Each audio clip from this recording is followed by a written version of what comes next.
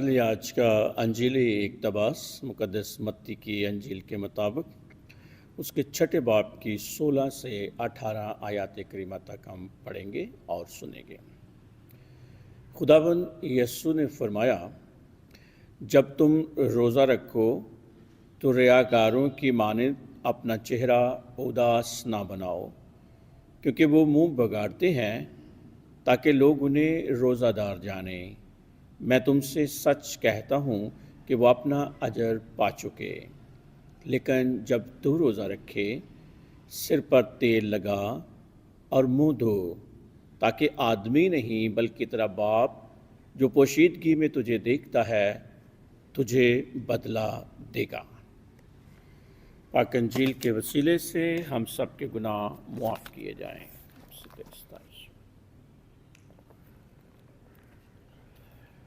پیارے بھائی اور بہنوں، آپ سب پر خداوند کی سلامتی ہو اور آپ سب کو راہ کا بدھ مبارک ہو۔ راہ کا بدھ ہماری زندگیوں میں بہت اہمیت کا حامل ہے، کیونکہ راہ کے بدھ سے ہم اپنے خداوند کے دکھوں کا آغاز کرتے ہیں، 40 روزے رکھتے ہیں، یہ بیابان کا سفر جو کہ ہے وہ اپنے خداوند کے ساتھ جاری رکھتے ہیں، جو مقام کلوری تک پہنچتا ہے اور مقام کلوری سے پھر خالی قبر تک جاتا ہے، جہاں سے ہمیں نئی زندگی کی امید ملتی ہے کہ مسیح خداوند مردوں میں سے جی اٹھا ہے۔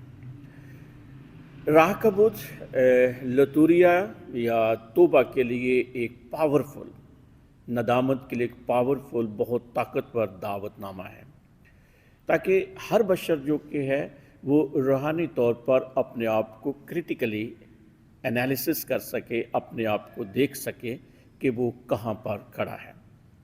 یہ انتہائی روزوں کے ایام یا راہ کا بدھ ایک بہت ہی اہم موقع ہے، جس میں ہم سیلف انڈرسٹینڈنگ کے بارے میں جانتے ہیں کہ میری اپنے بارے میں کیا رائے ہے، یا سیلف ڈینائل کرتے ہیں، ہم اپنے آپ کی خود انکاری کرتے ہیں، اس کا جائزہ لیتے ہیں کہ مجھ میں کیا برائی ہے اور مجھ میں کیا اچھائی ہے۔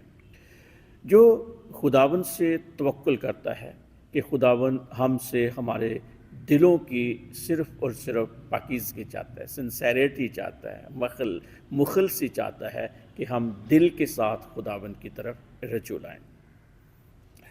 ریورنڈ فادر مارس جاوید جو ان دنوں اٹلی میں مقیم ہیں، وہ فرماتے ہیں کہ راہ کا رواج جو کہ ہے یہ یسوع کے زمانے کے ساتھ ہی چلا آتا ہے، لیکن اس کے استعمال کے طریقے ہر زمانے میں مختلف صورتوں میں ہم دیکھتے ہیں۔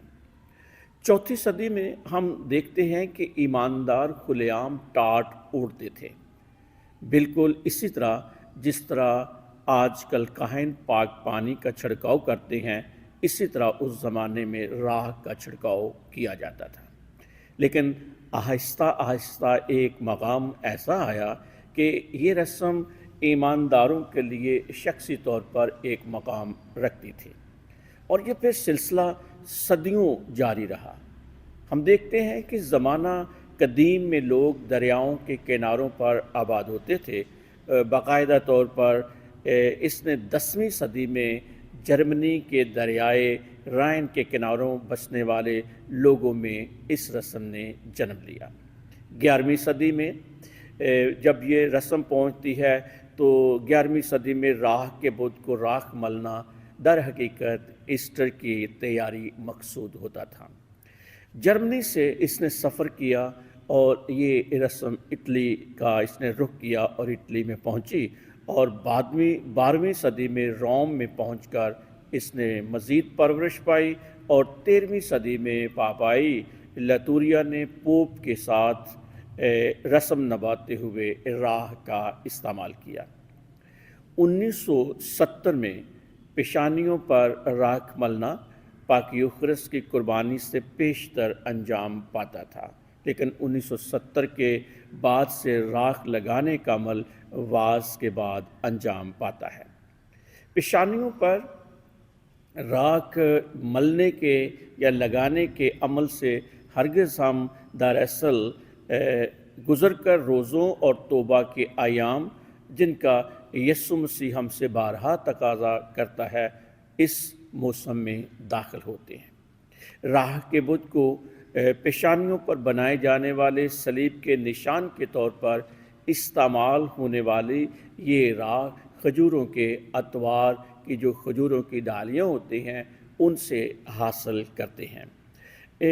और इस तरह ये राख लगाने का तरीका वही था जो पहले राइज था, और काहिन पेशानी पर राख लगाते हुए ये बरकत देता है कि ए इंसान तू खाक है और खाक में ही लौट जाएगा। ये सादा सा जुमला अपने अंदर बेशुमार माने रखता है। दूसरा यूँ कहता है कि गुनाहों से तौबा करो और अंजील पर ईमान लाओ। इंसान को बारहा इस बात के बारे में आगाह किया जाता है कि वो खाक से बनाया गया है और उसने खाक ही में लौट जाता है, लिहाजा अपनी औकात को हमेशा याद रखना है। रोज़ों का आगाज़ हम राह के बुदी से करते हैं और हम जानते हैं कि हमारे खुदावंद यीशु मसीह ने भी रोज़ा रखा। मत्ती की अंजील उसके चौथे बाब में लिखा है, यीशु जब 40 दिन और 40 रात रोज़ा रख चुका तो आखिरकार वो भूखा हुआ। और फिर आज की अंजील जो मत्ती की अंजील उसके छठे बाब में से पढ़ी गई है, यीशु ने रोज़ा रखने के बारे में कहा है और किस तरह रखना है और हमारी हालत जो कि है वो कैसी होनी चाहिए। मुक़द्दस अगस्टिन कहते हैं कि ये मज़हब की एक बहुत अज़मत है, ये मज़हब का एक बहुत अहम मकाम है कि हम जिसकी परस्तश करते हैं, हम जिसकी इबादत करते हैं, उसकी तक़लीद भी करें, उसके कामों की नकल करें, उसके कामों को वैसा ही करके दिखाएं। लिहाजा हमारे खुदावंद यीशु मसीह ने रोज़ा रखा तो ये इस बात की अलामत है कि हमें भी रोज़ा रखने की तक़लीद करनी चाहिए। मुक़द्दस थॉमस एक्वाइनस 4 वजूहात हैं जिनकी बना पर हमें रोज़ा रखना चाहिए, वो तभी करता है। नंबर 1, मुक़द्दस थॉमस कहता है कि रोज़ा रखना ये खुदा ताला का हुक्म है। नंबर 2, थॉमस के करीब रोज़ा इसलिए रखना चाहिए क्योंकि रोज़ा रखने के लिए हमारा खुदावन, हमारा मुर्शद, हमारा मॉडल है, हमारे लिए वो नमूना है। नंबर 3, वो रोज़ा ना रखने के नुकसानात के बारे में भी हमें आगाही देता है।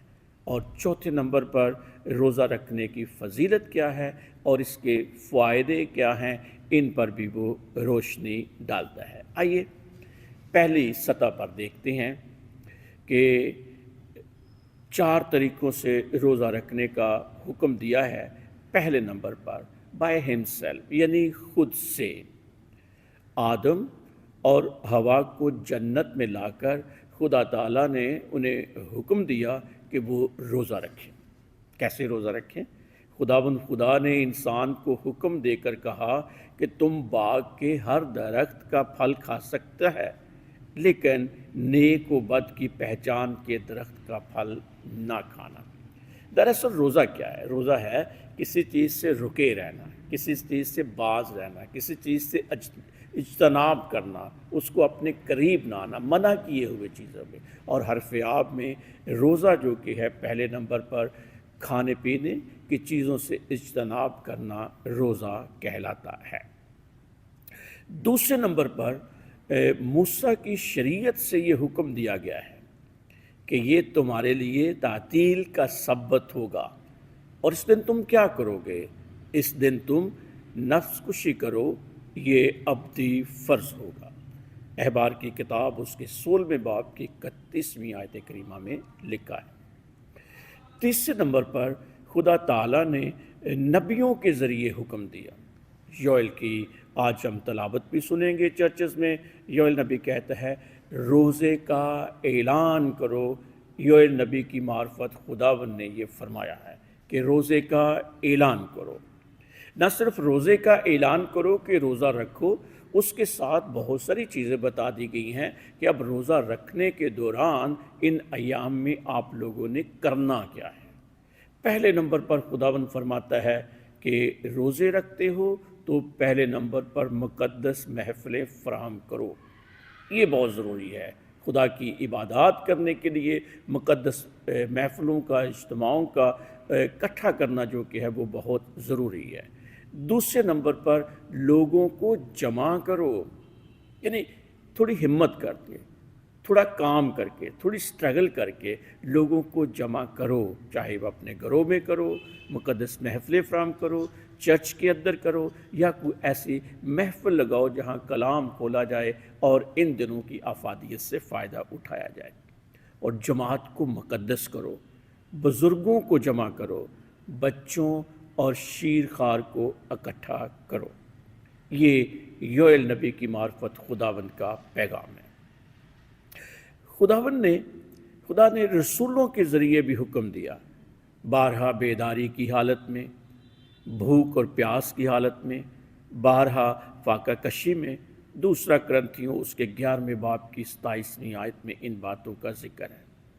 جو روزہ رکھنے سے انکار کرتا ہے اس کے بارے میں لکھا ہے کہ وہ فاسق، ظاہراً فضل کے احکامات کا انکاری ہے۔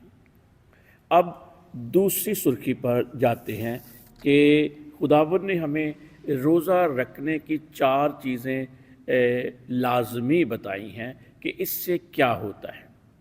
جیسے ہم نے یوئیل نبی کی معرفت سنا، وہاں تو یہ بھی لکھا ہے، بڑی کلیئرٹی کے ساتھ ہر چیز چھوٹی چھوٹی بیان کر دی گئی ہے کہ اکٹھے کرنے، محفلیں فراہم کرنا، اور آگے یہ بیان کیا گیا کہ دلہا اپنے کمرے سے اور دلہن اپنے خلوت خانے سے باہر نکل آئے۔ کاہنوں کو بھی حکم دیا، کاہن کیا کریں؟ یعنی خداوند کے خادم ماتم کریں اور کہیں کہ خداوند اپنی امت پر رحم کر، اپنی میراث کی توہین نہ ہونے دے۔ امتوں میں کیوں کہا جائے کہ ان کا خدا کہاں ہے؟ یوں خداوند کو اپنے لیے غیرت آئی اور وہ اپنی امت پر رحم کرتا ہے۔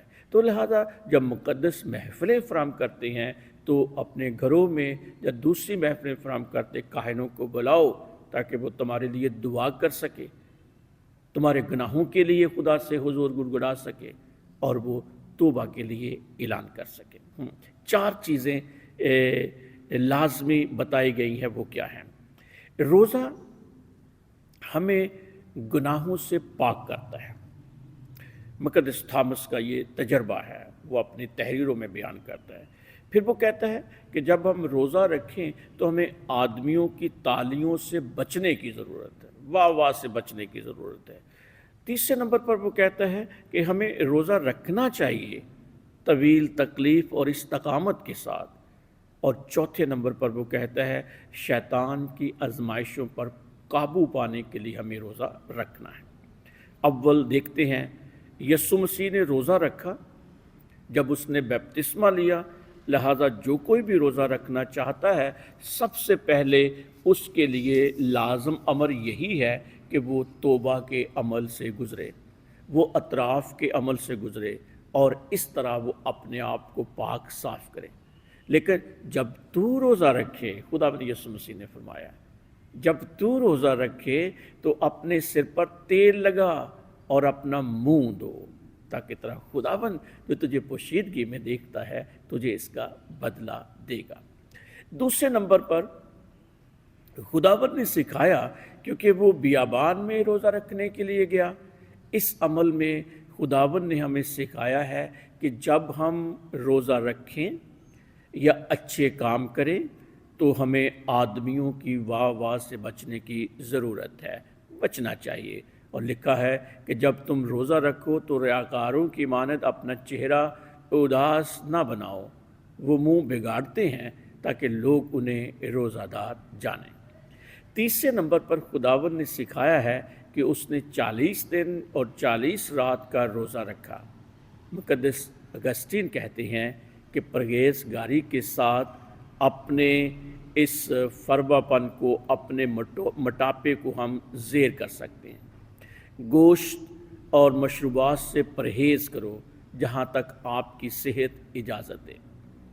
چوتھے نمبر پر وہ اس طرح بات کرتا ہے کہ اس نے آزمائش میں شیطان کو کوئی راستہ نہیں دیا، انسان صرف روٹی ہی سے نہیں جیتا، اے شیطان مجھ سے دور ہو۔ بیٹا اگر تو خداوند کے حکمت کے لیے آیا تو صداقت اور خوف پر قائم رہے اور اپنے آپ کو امتحان کے واسطے تیار کر۔ یشوع بن سراخ اس کے 2 باب کی پہلی آیت کریمہ میں لکھا ہے۔ تو لہٰذا مسیح خداوند روزہ رکھنے کے لیے بہترین نمونہ اور ماڈل ہمارے پاس موجود ہیں۔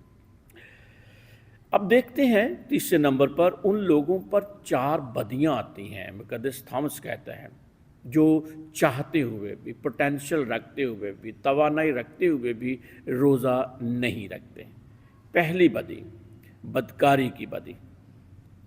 حزقیل اس کے 16 باب میں لکھا ہے، تیری بہن سدوم کی تقصیر یہ تھی کہ وہ ماں اپنی بیٹیوں غرور اور روٹی کی آسودگی اور اطمینان کی کثرت میں تھی، اور وہ غریب و مسکین کی دستگیری نہیں کرتی تھی۔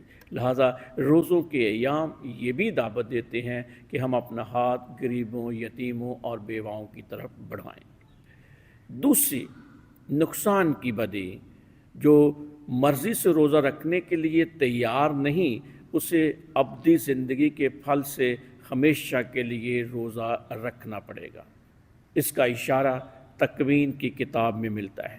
قلم بند کیا جا چکا ہے کہ آدم حرام پھل سے پرہیز نہیں کرے گا، اس لیے خداوند نے کہا اس لیے زمین تیرے سبب سے لعنتی ہوئی، لہٰذا اب تو محنت کے ساتھ وہ اپنی زندگی کے ایام اس سے کھائے گا۔ تکوین اس کے 3 باب کی 17ویں آیت کریمہ میں مرقوم ہے۔ بدی کی سزا، دائمی بھوک اور پیاس نیچے والی دنیا میں، ہماری دنیا میں۔ اس لیے مال کے خداوند یوں فرماتا ہے، میرے بندے کھائیں گے پر تم بھوکے رہو گے، دیکھو میرے بندے پئیں گے پر تم پیاسے رہو گے۔ اس کا تعلق آسمانی عید سے ہے، آسمانی ضیافت سے ہے، جہاں اب وہ روزہ نہیں رکھیں گے بلکہ وہ ہر روز عیش و لکھا ہے، ہر روز وہ عیش و عشرت کرتا تھا، اس کے لیے پانی کا ایک قطرہ بھی نہیں ہوگا۔ لوکا کی انجیل اس کے 16 باب 19ویں آیت کریمہ کا مطالعہ کریں۔ چوتھے نمبر پر 4 طرح کے فائدے بتائے گئے ہیں کہ روزہ رکھنے سے ہمیں کون کون سے فائدے جو کہ ہیں وہ حاصل ہوتے ہیں۔ مقدس تھامس کہتا ہے کہ روزہ رکھنے سے برائیوں کا خاتمہ ہوتا ہے۔ روزہ رکھنے سے ہمارا دماغ جو کہ ہے وہ خداوند کی طرف پرواز کرتا ہے، اس سے ہمیں خدا کا فضل حاصل ہوتا ہے اور ابدی برکت کا ہم انعام پاتے ہیں۔ ان 4 نکاتی فائدوں پر مقدس گریگری کہتے ہیں کہ اگر آپ جسمانی روزوں سے برائیوں کو زیر کرتے ہیں تو پھر دیکھو کیا وہ کہتا ہے، جسمانی روزوں سے ہماری بری خواہشات جو کہ وہ دب جاتے ہیں، ہمارے خیالات بلند ہوتے ہیں، ہمیں نیکی کی طاقت ملتی ہے اور خدا ہمیں اس کا اجر جو کہ ہے وہ عنایت کرتا ہے۔ آئیے یہ روزوں کے ایام بھرپور دن ہے، یہ بھرپوری کے ایام ہے، روزہ رکھیں، ان سے فائدہ اٹھائیں تاکہ ہم مسیح خداوند کے پاشگاہ میں شامل ہونے کے لائق ٹھہریں۔ ایک بار پھر آپ سب کو راہ کا بدھ مبارک ہو۔